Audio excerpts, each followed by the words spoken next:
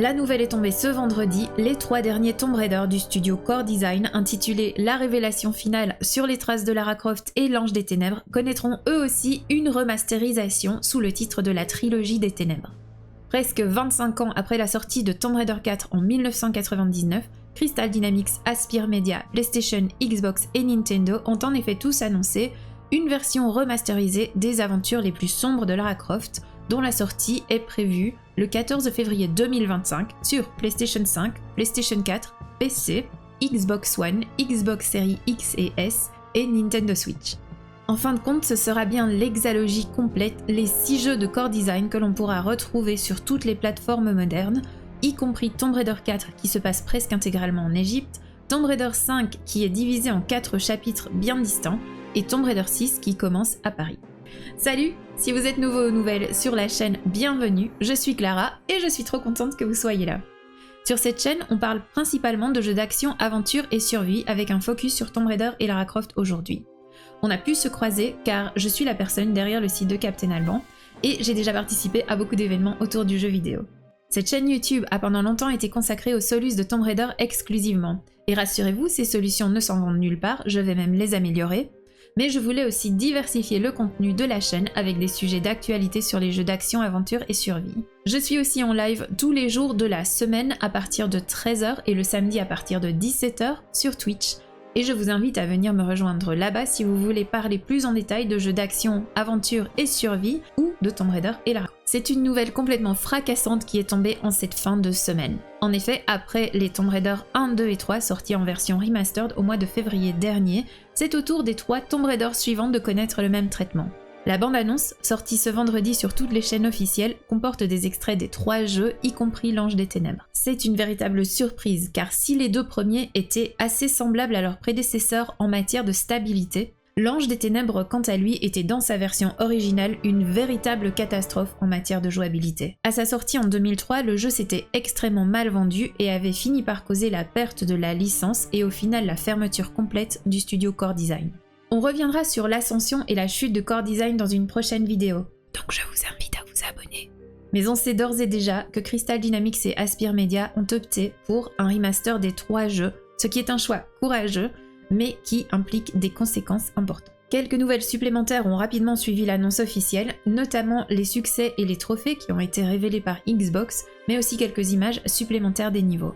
Dans cette vidéo, je vous propose une analyse de la bande-annonce plan par plan, ainsi qu'un résumé de ce que l'on sait, de ce que l'on ne sait pas et de ce que cela implique pour l'avenir de la licence. Allez, c'est parti.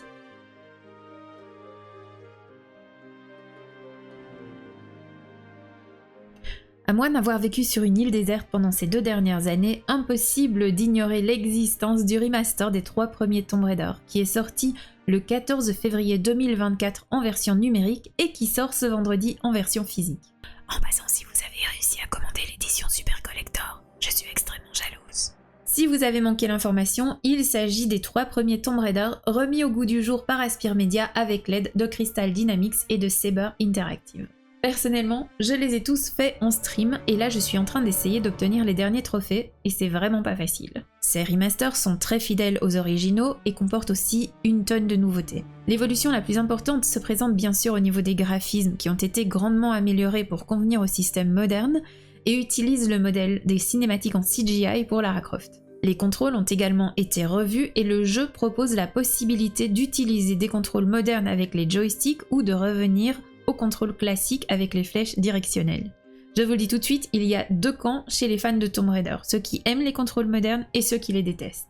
Je suis d'ailleurs curieuse de savoir dans quel camp vous vous trouvez. Personnellement, j'ai eu beaucoup de mal avec les contrôles modernes et j'ai tout fait avec les contrôles chars. Au niveau des autres améliorations, les 3 jeux comportent un mode photo qui permet de faire poser Lara Croft, de changer sa pose, sa tenue et l'expression de son visage. Et sans vouloir balancer, il y a même certaines personnes qui l'utilisent pour tricher.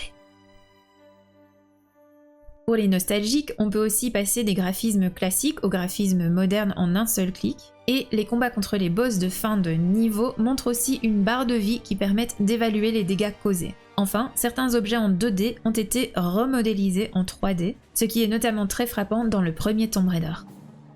Les effets de lumière sont aussi calculés en temps réel, ce qui rend les paysages extrêmement jolis, en particulier dans Tomb Raider 3 au Pacifique Sud et dans les niveaux supplémentaires du dernier artefact.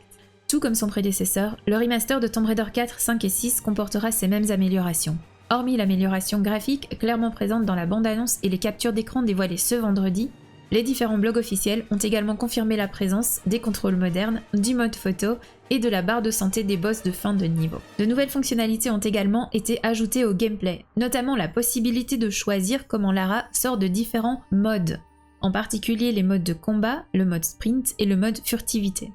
A priori, ces fonctionnalités sont uniquement présentes dans l'Ange des Ténèbres. Cela dit, il est possible que Crystal Dynamics et Aspyr Media aient décidé de les appliquer aux autres jeux aussi. Les 3 jeux ont été visiblement retravaillés graphiquement en profondeur, en particulier Tomb Raider 4 qui semble bien moins sombre que l'original. Voilà qui devrait aussi rassurer les joueurs qui se plaignaient beaucoup de l'aspect trop sombre de Tomb Raider 1 à 3.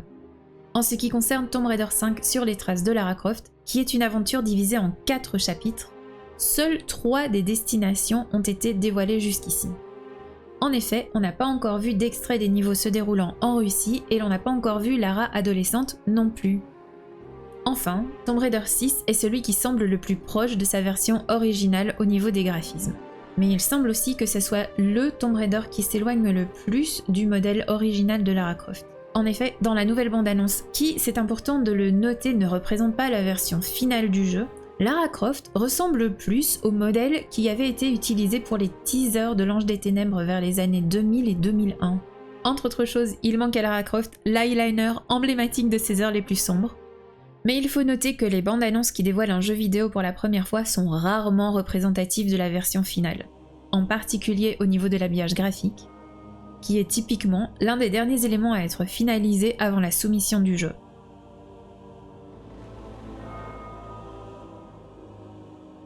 J'en ai parlé dans ma précédente vidéo, les 3 premiers Tomb Raider en version remaster comportent des succès sur PC et Xbox et des trophées sur PlayStation où les jeux peuvent même être platinés. La liste des succès et trophées pour le remaster de Tomb Raider 4, 5 et 6 est d'ores et déjà disponible. Et c'est l'occasion de faire un zoom sur ce que cette liste nous apprend au niveau du gameplay des 3 jeux dans les grandes lignes. Notez que je ne vais pas examiner tous les trophées un par un dans cette vidéo, je ferai ça dans une prochaine vidéo, donc je vous invite à liker celle-ci et à vous abonner pour ne manquer aucune mise en ligne. Les trophées de Tomb Raider 4 sont au nombre de 64 et ils sont assez classiques. Majoritairement, il faut finir les différents mondes, trouver tous les objets et tous les secrets et finir le jeu en nouvelle partie plus. Mais comme dans Tomb Raider 1, 2 et 3 Remastered, certains trophées sont plus originaux et demandent un peu de dextérité et d'exploration. Par exemple, dans Tomb Raider 4, il faut tirer dans la tête d'un squelette alors qu'il est au milieu d'un seau. Ou il ne faut prendre aucun dégât lors du combat contre les gardiens de Cléopâtre. Ou encore, il faut trouver tous les indices qui permettent de résoudre le puzzle de la grande bibliothèque. La liste des trophées indique aussi que l'unique niveau bonus de Tomb Raider 4 sera inclus dans le remaster. Ce niveau, intitulé The Times, était sorti en partenariat avec le célèbre quotidien britannique. Comme les niveaux bonus de Tomb Raider 1, 2 et 3, il était sorti à l'époque uniquement sur PC, mais il sera cette fois disponible sur toutes les plateformes. Notez que pour le moment, il est difficile de savoir si le niveau sera doublé en français, à sa sortie en 1999, étant donné qu'il s'agissait d'un niveau exclusif à un quotidien britannique, le niveau n'avait pas été doublé en français. Une version française indiquerait un retour potentiel de la doubleuse originale de Tomb Raider 4, qui n'est autre que Françoise Cadol. En ce qui concerne l'histoire, les trophées confirment aussi le retour de Jean-Yves, l'ami archéologue de Lara, ainsi que de Werner von Croy. En ce qui concerne ce dernier, difficile de dire s'il occupe le même rôle que dans les originaux, étant donné que la chronologie de Lara Croft a changé et que Crystal Dynamics ont annoncé leur volonté de lui offrir une biographie unifiée. On reviendra plus en détail dans une prochaine vidéo sur les implications d'une chronologie et d'une biographie unifiée pour Lara Croft. Mais étant donné que l'on n'a pas vu Lara Croft adolescente dans la bande-annonce ou les captures d'écran officielles jusqu'ici, le mystère reste entier et je suis très curieuse de savoir où cela va nous mener. De façon similaire à Tomb Raider 4, les trophées de Tomb Raider 5 existent aussi à la fin de chaque monde, ainsi que si le joueur a trouvé tous les secrets et tous les objets et a fini le jeu en nouvelle partie plus. Comme je le disais un peu plus tôt, on n'a pas de nouvelles de Lara adolescente, mais on sait par contre que les niveaux de l'Irlande et du Cambodge existent bel et bien dans ce remaster. Les niveaux irlandais en particulier, sur lesquels ouvre la bande-annonce, semblent posséder une atmosphère sombre et oppressante très fidèle à l'original. En ce qui concerne le gameplay, le Tomb Raider 5 original possédait quelques améliorations propres au dernier niveau, mais il est pour l'instant difficile de savoir si celles-ci se retrouveront dans le remaster. Enfin, la version remastered de l'Ange des Ténèbres comporte 55 trophées. La plupart sont des défis classiques comme finir les niveaux, obtenir certains objets ou finir le jeu en nouvelle partie plus. Les trophées semblent même confirmer la présence des personnages hauts en couleur de l'original dont certains semblent même avoir été améliorés. Comme les herboristes qui ne servaient absolument à rien dans la version de 2003, mais à qui on semble pouvoir acheter des antidotes dans la version remaster. Du côté des points d'interrogation, on n'a pas de nouvelles de Curtis Trent, même si certains trophées semblent bien confirmer l'existence des combats effectués par le personnage, notamment le combat contre le proto-néphilim et la version mutante de Boaz. Beau ténébreux pour certains, lourdeau inutile pour d'autres, le personnage de Curtis Trent déchaîne les passions parmi les fans de Tomb Raider depuis son arrivée en 2003. Il y a notamment des groupes anti-Curtis, comme les GROK, pour Get Rid of Curtis Trent, GROK pour les intimes, ou des groupes pro-Curtis comme la KTEB, la Curtis Trent Estrogen Brigade. Et aussi le temple du Lux Veritatis en France. Hormis Lara Croft, Curtis Trent est l'unique autre personnage jouable de la licence Tomb Raider, et il constitue un pilier du jeu L'Ange des Ténèbres. Impossible pour l'instant de savoir à quoi ressemble sa version remasterisée, ou même si le personnage a été inclus dans le remaster. Alors, cela fait déjà pas mal d'informations, mais il reste encore beaucoup d'inconnus. Comme je le disais, on n'a pas encore vu tous les mondes, en particulier les niveaux du Cambodge et d'Alexandrie qui figurent parmi les plus beaux niveaux tout Tomb Raider confondus. Au niveau du gameplay, on a quelques détails sur les améliorations, mais on ne sait pas si les différents modes comme le combat, le sprint ou le mode furtif pourront être utilisés dans tous les jeux. Personnellement, j'espère que ça sera le cas. Je vous avoue que distribuer des mandales aux squelettes des catacombes d'Alexandrie me plairait bien. Mais la plus grosse question se pose au niveau du scénario. En effet, Tomb Raider 6 avait été conçu comme le premier volet d'une trilogie. Elle devait emmener Lara Croft non seulement en France et en République tchèque, mais aussi en Allemagne et en Turquie sur la trace du Lux Veritatis et des Néphilim. Et surtout, le jeu devait expliquer comment Lara Croft avait survécu à l'effondrement du temple d'Horus à la fin de Tomb Raider 4. Malheureusement, l'échec commercial cuisant qu'avait connu le jeu avait obligé Eidos à annuler la suite et à retirer la licence au studio Core Design. Eidos avait ensuite confié la licence au studio Crystal Dynamics, qui l'a toujours à l'heure actuelle. Le studio était à l'époque derrière des licences et des hits comme Gex, Pandemonium ou encore Legacy of Kain. L'Ange des Ténèbres était donc resté sur un immense cliffhanger. À la fin du jeu, Lara Croft récupérait l'arme de son compagnon disparu et s'en allait dans la pénombre. Comment Lara Croft a-t-elle survécu? Qu'est-il arrivé à Curtis Trent? La menace des Néphilim est-elle éliminée? Certaines théories ont vu le jour sur base d'interviews officielles, d'une cinématique abandonnée et d'un roman appelé The Shadows Histories. En attendant, la question reste en suspens. Ces remasters vont-ils enfin répondre à ces questions? Dans la description officielle du jeu, Crystal Dynamics a laissé cette ligne. Cette collection remasterisée rend la disparition et le retour de Lara Croft plus mystérieux que jamais. Impossible de savoir donc si on aura des réponses à nos questions.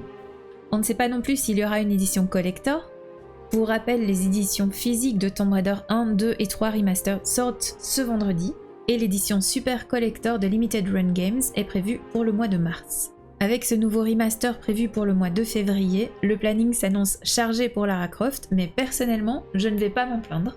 Au cours des prochains mois qui nous séparent de la sortie, je vais bien sûr couvrir ces remasters plus en détail avec des vidéos d'actualité, donc je vous invite à vous abonner. Et n'hésitez pas à me faire part de vos questions et de vos avis dans les commentaires ou sur les autres réseaux sociaux.